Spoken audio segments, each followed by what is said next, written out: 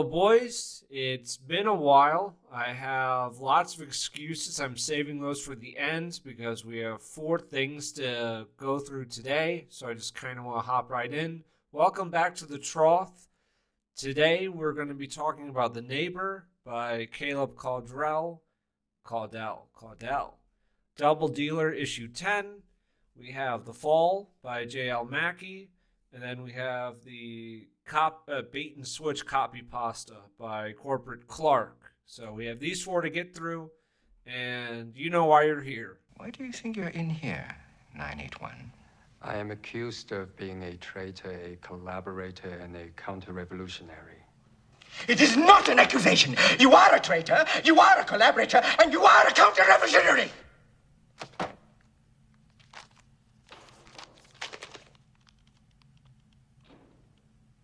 Did you write this? 3 of these are very strong recommendations from me. One of them is more mixed. The more mixed one is the Copypasta anthology. I'm going to talk about it a bit more. I'm going to have spoilers for all these, but I'm going to try to have a little overview before getting into spoilers for each one. I've read several of these authors before, and I like them, and I still want to keep reading them. I'm going to have links down below in the description for you to go and purchase these books for yourselves if you're interested, and timestamps as well. Like if you only want to hear me talking about one particular book or whatever, you can just go ahead and skip ahead there. With that out of the way, I'm just going to start with Double Dealer. We're just going move. This is, I believe, the first physical printing of Double Dealer. It seems to be a little anthology. Back in the day, they used to have some pretty big name authors. This was like in the early 1900s. Then the magazine died, and more recently it's been picked up by some people on this side of things, and they've been doing it. I think they're working on issue 11 right now. They have a Substack. I went through it. Maybe I'm a retard and you can see more, but they have like issue 9 available for free on there. I don't know if there are others. I didn't see any more. I just saw issue 9 and a few other posts on their Substack, but you can check that out. I haven't checked that out yet, but yeah, it just seems like more Double Dealer.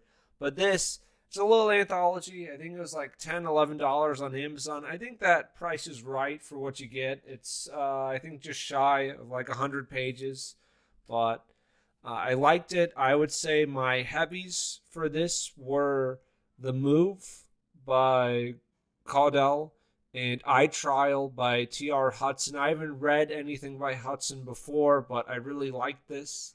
I definitely want to add him to my to-read list, even though my pile of books is getting a little out of hand, but this is very strong. I don't know what I would say in terms of like theme or what's connecting them. I don't know if there's so much a theme, because we have some that border on kind of the fantastical. Some of them are funny. Some of them are pretty sad and gritty and down to earth and very human.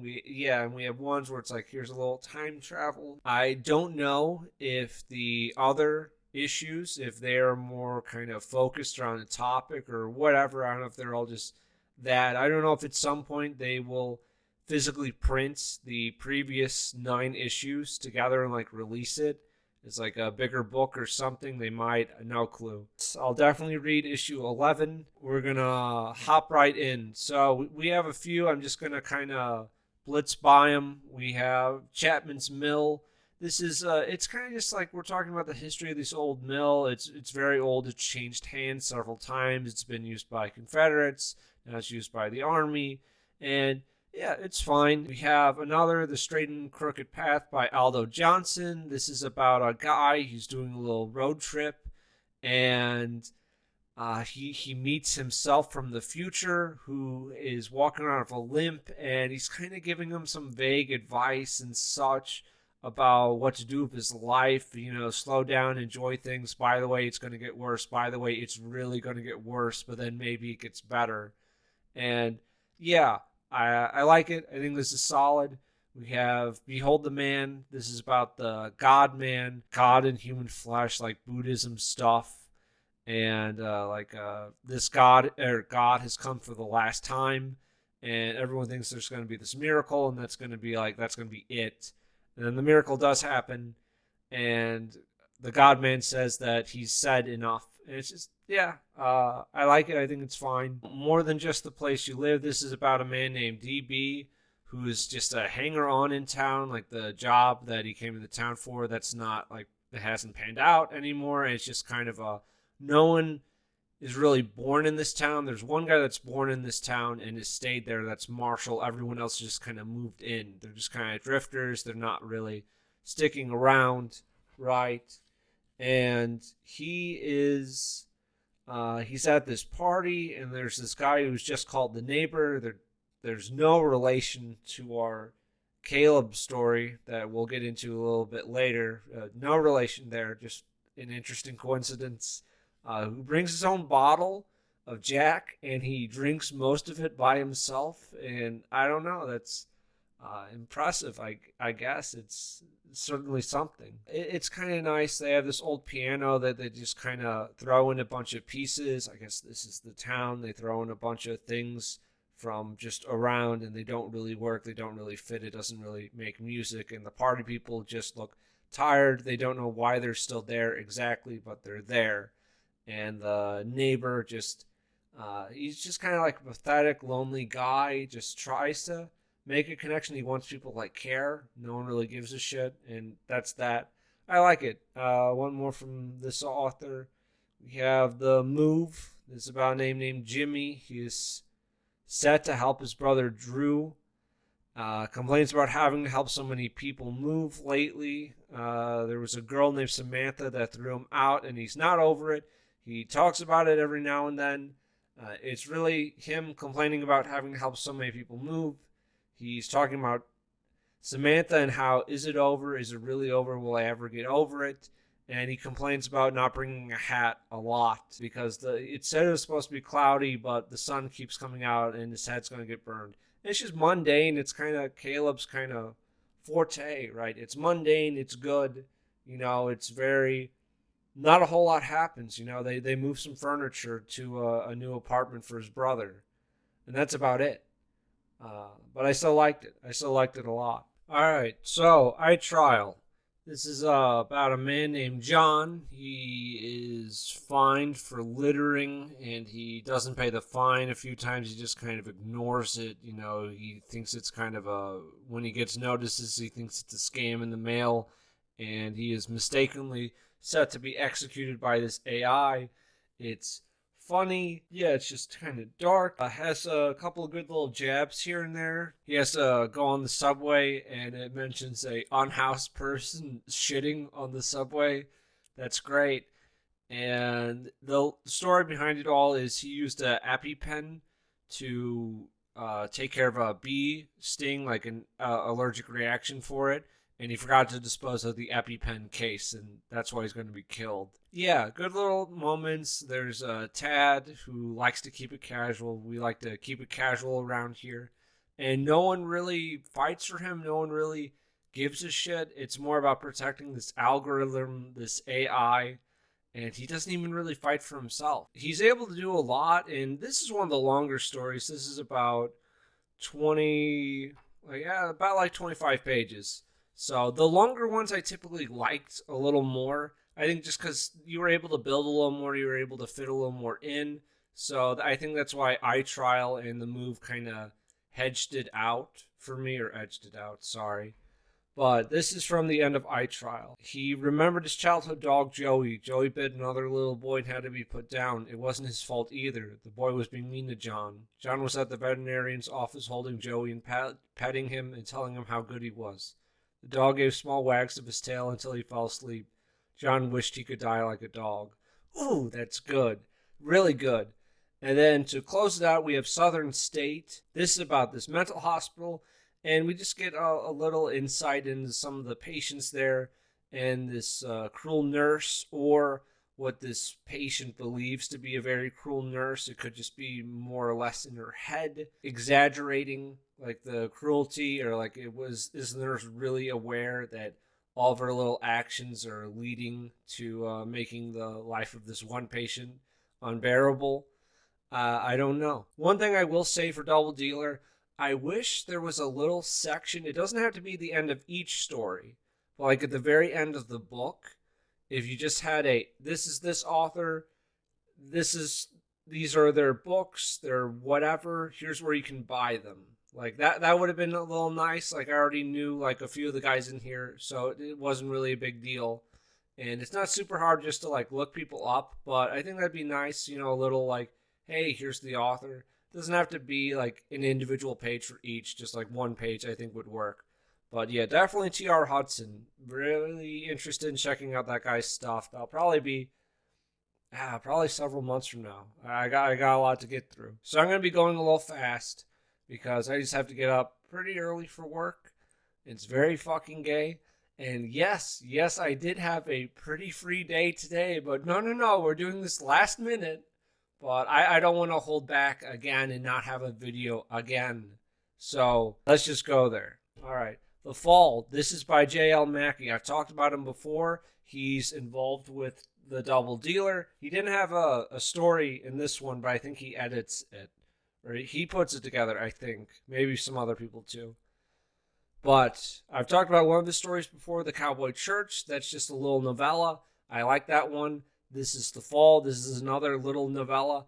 I like it a lot. This is really good. It's about this man. He is a preacher. He's a traveling preacher. And he lifts like inhuman amounts of weight as a part of his like sermons. He's just this weight lifter. That sounds a little intriguing, and, we have the title, The Fall. Right, so we have this preacher, he's beloved by everyone, he's becoming pretty popular, and we have our title, The Fall.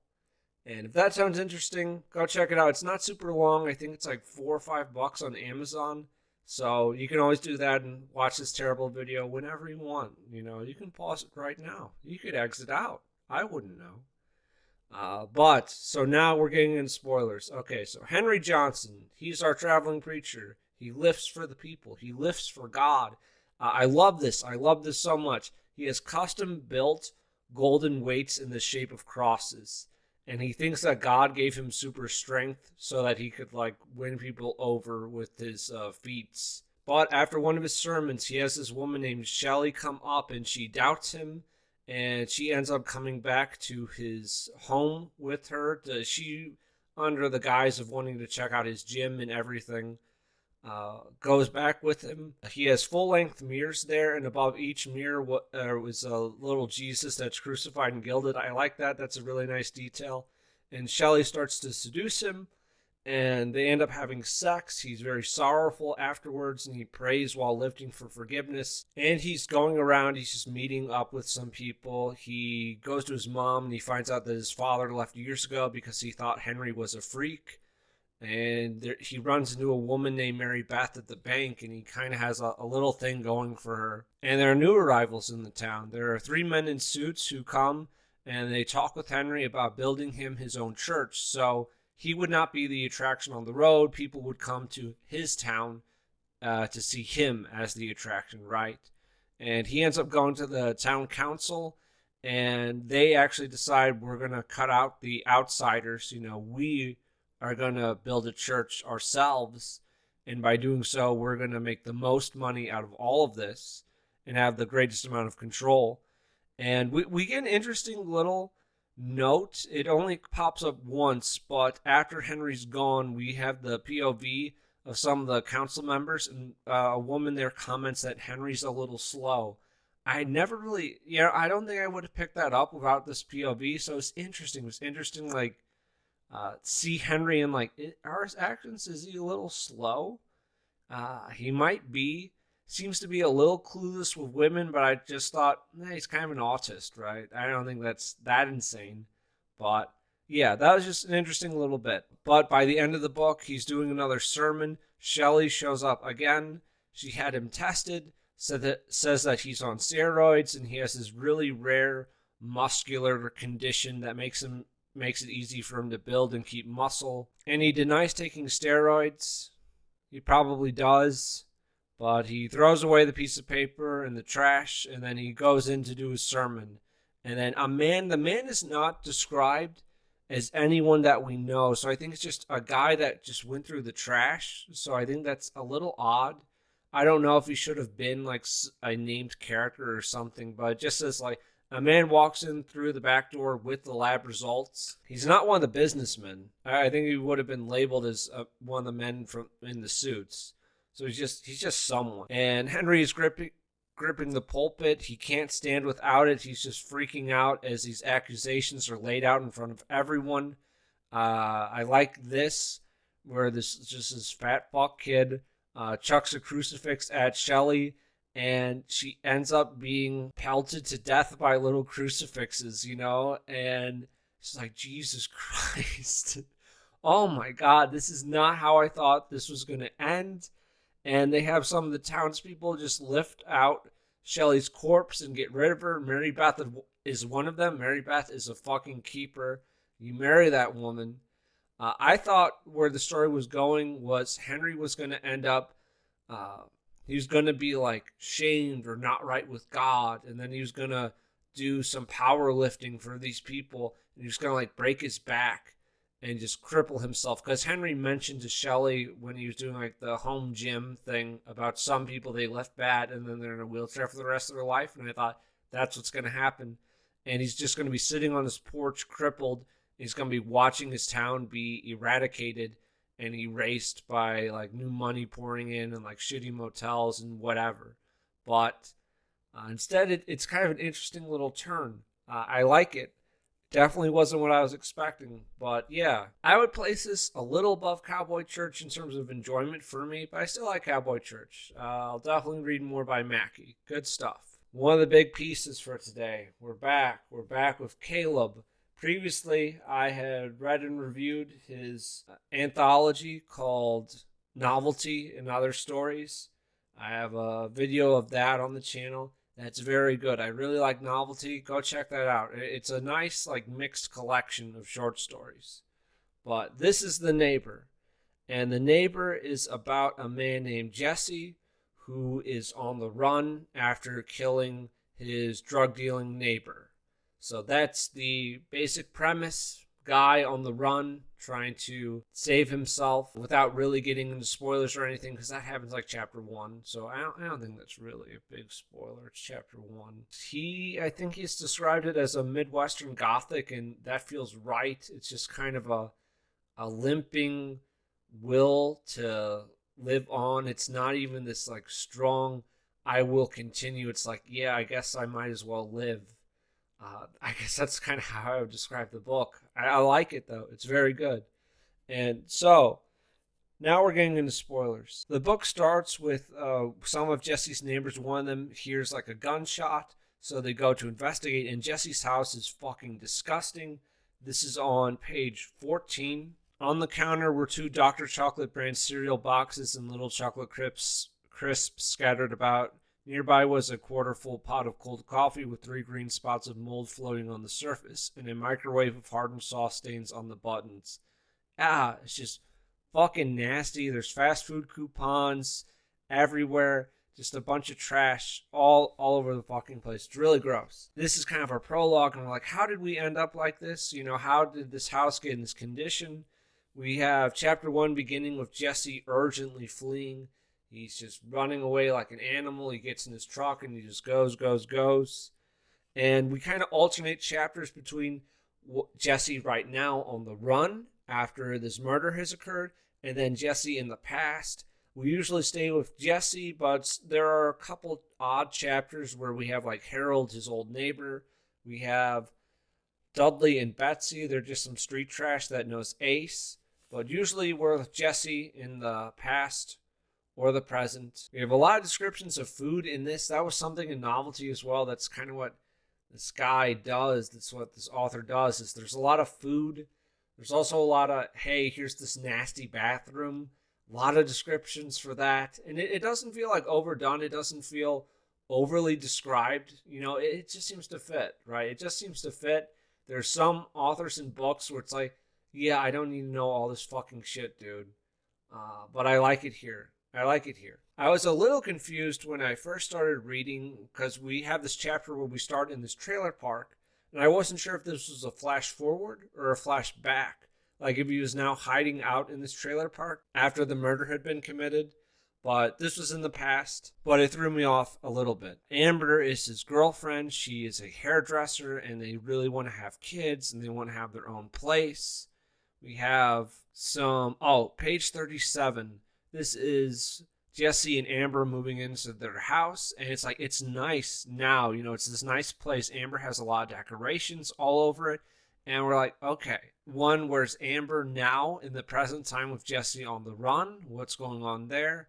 Two, how did the house end up like it? How did the house go from very nice, decorated, beautiful to what it is now? So we have a lot of interesting questions floating around. Why did he kill Ace? Etc., etc. Jesse ends up ruining his truck, and he just kind of meets some people on the road. I'm just going to briefly mention them. There's this trucker named Merton Davis. He confesses that he killed Ace, that he's a murderer. He does this on page 47. Merton doesn't believe him. We cut to the past where Jesse and Amber are struggling to have a child. They just can't conceive, and they're starting to buy drugs from Ace, their neighbor. Merton ends up getting pulled over by some cops, and Jesse freaks out. He thinks they're coming after him. They're not. No one's really coming after him, but he just books it, and now he's just in the woods with like barely any money. And he's got like nothing, nothing to really go off of. And as we keep going back into the past, because we're just alternating between chapters, Amber just seems to get more and more depressed. One thing that I don't think was mentioned, it's been a little while since I read the book, maybe a few weeks, which is just shitty of me, but I was just kind of caught up with reading the other stuff, so sometimes there's a little bit of a gap. I don't think it says why Amber doesn't work anymore. Like, I would think that I don't know if she lost her job as a hairdresser, or if she just kind of became depressed and just didn't want to work or really do anything anymore. I think that's probably what happened. And it doesn't really have to be said, but that was a question I had. Jesse runs into a old man who is in a abandoned farmhouse.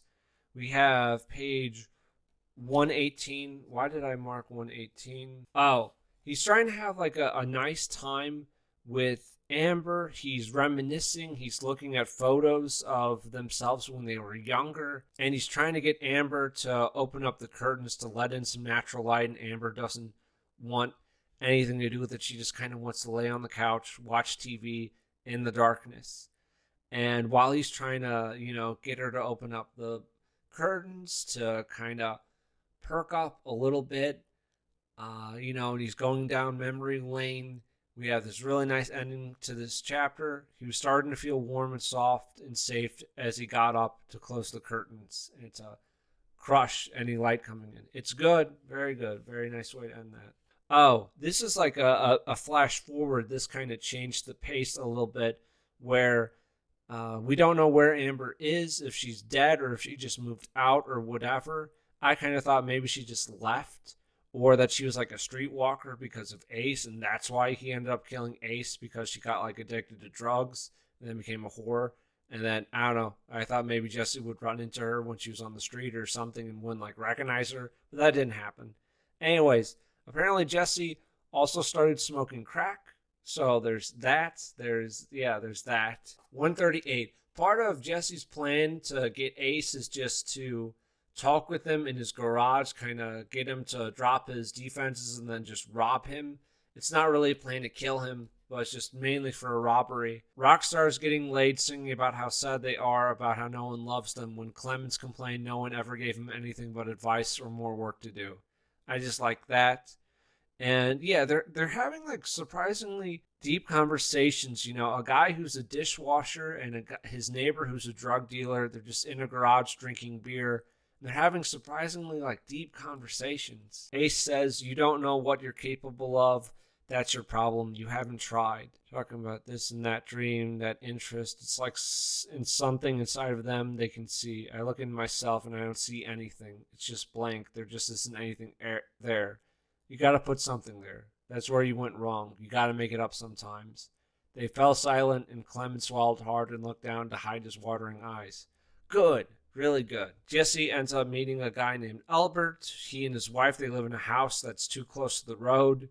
And yeah, it's just another little kind of vignette where he just meets these people. Some more backstory where Amber has been dead a full year before the attempted robbery. Jesse has spent all of his money. He's completely out of money now, and he just gets assaulted on the street. It's just kind of a random thing, which is fine. It was just kind of a random attack. In the past, Jesse starts to think that Amber was potentially or starting to like trick herself out, like to get more oxy from Ace, because of the amount of oxy she was doing. There's no way that Jesse was giving her enough money for that, so he started to think that that's something that she started to do, which is like, a little knife twist. He tries to confess again when he's in the hospital that he's a killer, that he's a murderer. No one cares. No one believes him. And he's dismissed. And he ends up just kind of walking around. He's just kind of doing whatever, he's existing. It's not really this great will to live or desire to survive. There's like this animalistic, I need to eat, I need to drink, I need to shit. But he's just kind of, he's there. He walked back onto the road with the gas station. His famished thoughts swirled in his head, the needs of the body mixed with rumblings of guilt. He thought of ending everything, jumping out in front of traffic and getting flattened by a dump truck. So he's like, suicide's right there, but he's just, I don't know, he's not engaging with it. Like, despite everything he's been through, despite everyone that he's met and talked to, it's still like suicide's just in the background where it's like, yeah, I could do it, or I could just like keep going. It's like, it doesn't really matter to him. Like, nothing really matters. It's like, he's going to keep going with this whimper. He'll survive because why not? Why live, but why not live? It's definitely not a happy ending. It's it's going from shit job to shit job, except now he doesn't have Amber with him. Has he grown? Has he changed? Is it too late? I don't know. It's sad, but it's good. It's a little meandering, which is the point of it. And I don't think I typically like that for stories, but I like it here. I like it a lot here, where it's like there's a journey, like physically, I guess emotionally or mentally, like how did Jesse end up like he is now? But has he really changed? Probably for the worst. He's in a worse position, right? And the cops know it's him. They have his fingerprints, but it's just, he's not even worth a manhunt. He's not worth a manhunt. So, yeah, he'll just keep going. He's just going to keep going. But I like it. This is great. This is like really, really great. I was really happy with this. I really like novelty. Definitely check out Caleb Caudell if you haven't before. My one mixed of my 4. This is Bait and Switch Copypasta and Anthology. There's a novella here, and then we have 3 little stories. So it's a novella and 3 stories. 3 short stories. And the novella is kind of it's the chunk of it. It's the big chunk of the book. And it's what I have the biggest problem with. I think the short stories are fine. I like some of them more than others. But the novella, really mixed on. I will say, we are on YouTube. So there are certain things I can't really say or get into. And I think people understand that. I hope people understand that. So I can only talk about things in a certain way. If that makes sense. Does that make sense? I can only say certain things. You get it. Something about this novella, it's written like a green text, like a 4chan green text, at least some of it. So that it kind of perked my interest when I heard that. And just this guy, Corporate Clark, he follows some accounts, right? And some accounts follow him. And on the internet, on Twitter, you just kind of make some educated guesses about who's who and that type of thing. So I thought this guy's probably a safe bet. But we're about to get into it. Okay. So yeah, I made some assumptions about the author, and I don't know if I'm right or wrong. I'm kind of a fucking smooth brain, so maybe I didn't get it. But House Anon. This is about a 42-year-old black man. He has some mind powers, and he's going on a work retreat. His girlfriend Cindy has mind powers as well. He has an ex-wife and 2 kids, and he has to take his son Kanyu along with him on this work retreat because it's his like weekend to watch him. And his son is dressed like a blue cartoon fox because he's like a furry, demisexual, whatever the fuck. We're also in the UK. I think I forgot to say that we're also in the United Kingdom. Not that that really matters, but there you go. When they get to this resort, he ends up feeling this immense hatred coming from the sea, like kind of something primordial. And I immediately thought, like, kind of Lovecraft. This is going to be something Lovecraftian.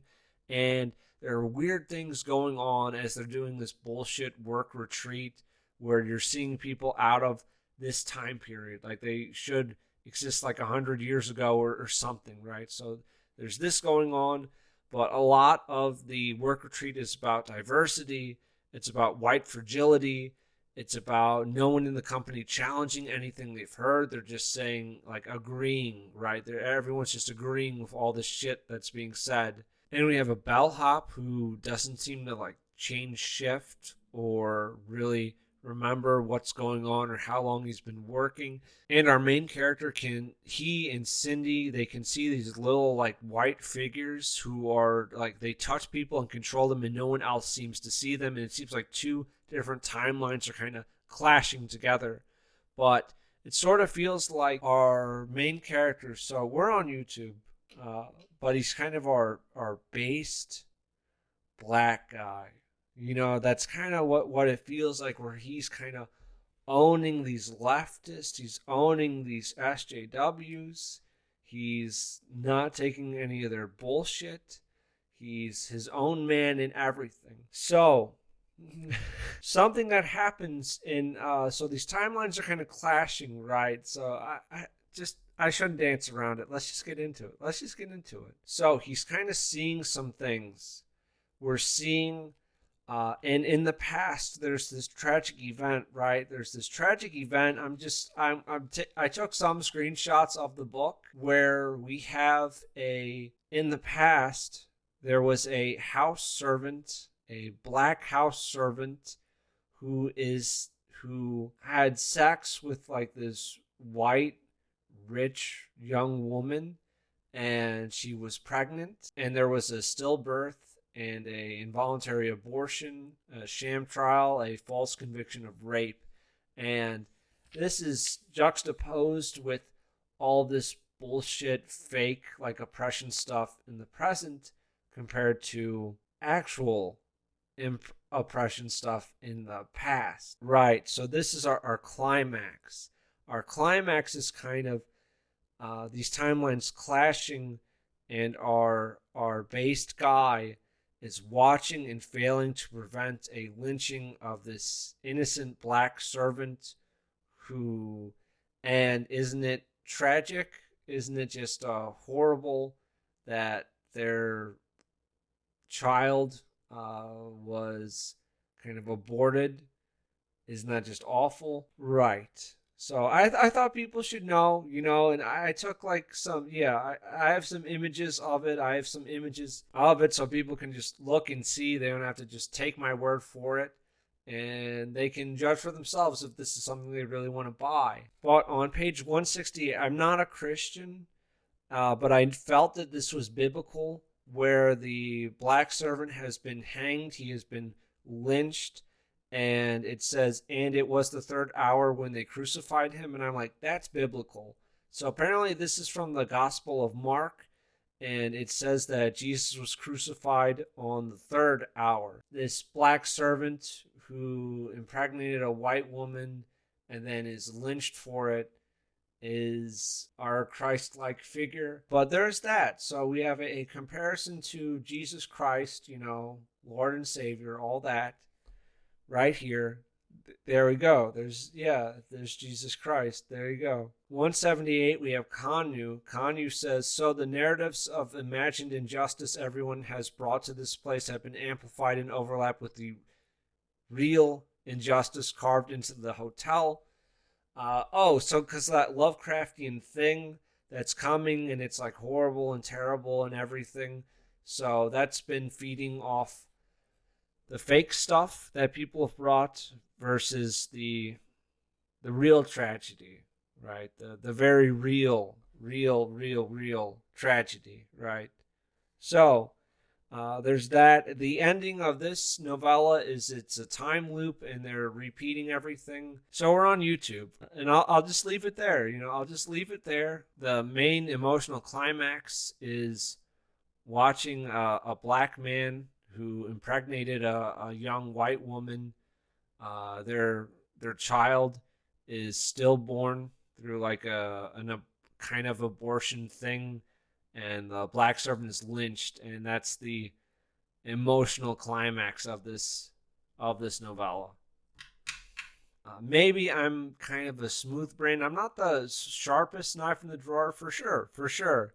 So if someone else has read this, they have a wildly different interpretation from me, fucking point it out to me. Please, God, point it out to me. Because I'm taking it at face value, and maybe I'm not supposed to.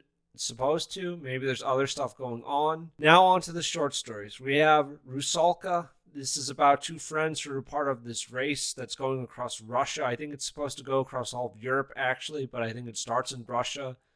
And they meet a woman from a river, and she's like a monster, so she's like fucking them and then killing them. It's whatever, it's fine. We have Crush. This is about a scumbag, like television show host. He's been Me Too'd and canceled. He actually brings up Mishima, and this this throws me off a little bit, because like Mishima, that's a name kind of known in some circles. Name dropping Mishima, but also doing House and Nan. I don't know. Like I don't know. I don't get it. I just don't really get it. But in this story, the guy, he has like some mind powers. And as they're doing the television show, that a lot of people couldn't make it because there's this massive attack going on, he ends up finding who the killer is by using his powers. And, he asks how are the ratings at the end of it. And it's fine. It's okay. Blankly Grange. This is about some kids. They're just having fun out in the woods, and they find this weird asylum. And they end up messing with something out in the woods, and it changes their reality forever. Their friend is captured, and they're like brought into this new world. They decide not to change things back because they like this new reality where it's like this one kid's mom has come back, and things are just a little different and better for them. But now it's been several years. I want to say like over 20 years, and they end up going to the asylum to help get their friend out, who's been a prisoner there this entire time. And they're thinking about busting him out. And it's like, I know it's a short story, but you do have to have a why. Why is this happening now? And there is no why is this occurring now? Why have they decided we're going to do this today? So there's that. But I kind of like that one. And that's it. That's it for the books. I'm going to be covering like a television show. I'm hoping like Thursday, Friday, and then next Sunday I want to have a review for Agion 7 and 8. That's kind of my goal. That's my timeline. I'm sorry I haven't had an upload for a long time. A lot of shit from work, a lot more hours. Some, like, when I am free, like, on the weekends, I've had to help out with some, like, personal projects with, like, family, which has been fine. But it just, like, hey, man, we're doing some drywall stuff. It should take 3 hours. 7.5 hours later, we were done. It's like, cool. I don't really have time to, like, do anything else. So just a couple of weekends like that. And I could go on with the excuses, but yeah, let's not. And I've been plugging away at a few bigger projects lately, and those are close to firing. And I'm really excited. One of them is like the ball is finally rolling, and there's been so much progress on it. Hopefully before Christmas, that will be finished and good to go. That's what I'm really banking on. I'm really, really hopeful that that's going to happen. A few other kind of video projects. I think they're going well. Like, they're nearing completion too. Hopefully, more consistent upload schedule. Anyways, yeah, check these out. Neighbor, Double Dealer, The Fall, all great stuff. Bait and Switch, that's kind of your call. maybe I missed something or I just didn't quite get it, but I took it at face value, and I don't know how else you're supposed to take that one. So that's it. Thanks for watching. White Pill Media out. Bye-bye, Claw Claw. All right, you can go now.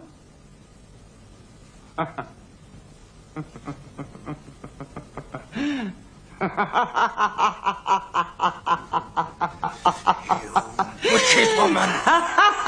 Wickedness! What's this? Augustus will! Who stole it? He's lost! Will! Poison his queen!